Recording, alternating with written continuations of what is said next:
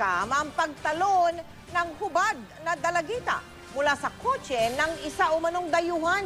Pinaghahanap ng nakatakas na driver ng sasakyan. Nakatutok si Cara David. Kuha ito ng CCTV ng isang opisina sa Mandaluyong City noong Sabado ng umaga. Sa kanto ng Maria Clara at Sergeant Bumatay Street, isang Toyota Camry ang dumaan at maya-maya pa'y isang hubad na babae ang lumabas mula sa sasakyan. Hindi malinaw kung tumalon o tinulak palabas ang babae na hawak pa ang kanyang mga damit. Isang security guard ang sumaklolo sa babae at agad itong dinala sa katabing barangay outpost. Nung makita ko, minto siya tapos umagol-gol ng iyak. Sabi niya, tulong, tulong. Hindi rin po namin na kung tinulak siya o kaya tumalon kasi parang pag siguro nakasubsob po siya siguro nakatalon siya talaga.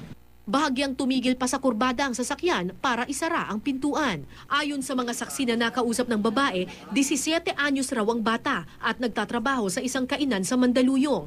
Kwento raw ng biktima sa kanila, alas 6 ng umaga habang naghihintay daw siya ng masasakyan sa bahaging ito ng Martinez Street, tumigil raw ang isang sasakyan na may lulang dayuhang driver.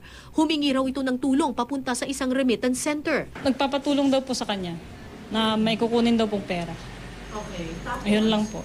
Tapos, hinatak daw po siya doon papasok sa loob ng kotse. Sa pakikipag-usap ng mga barangay tanod sa biktima, nalaman nilang nagpaikot-ikot raw ang kotse sa Mandaluyong. Pinilit daw ng babae na lumabas pero naka-automatic lock daw ang pinto. Sa isang lugar, tumigil daw ang kotse. May pinuntahan daw silang street, hininto po siya doon. Tapos doon na po, may ginawa na po sa kanya. Umayaw po siya, nalalaban po siya, kasi hanggang sa nahubaran na po siya. Makalipas ang kalahating oras, 6:47 ng umaga, umarangkada muli ang sasakyan at nang makahanap ng tiyempo, tumalon daw palabas ng kotse ang menor de edad.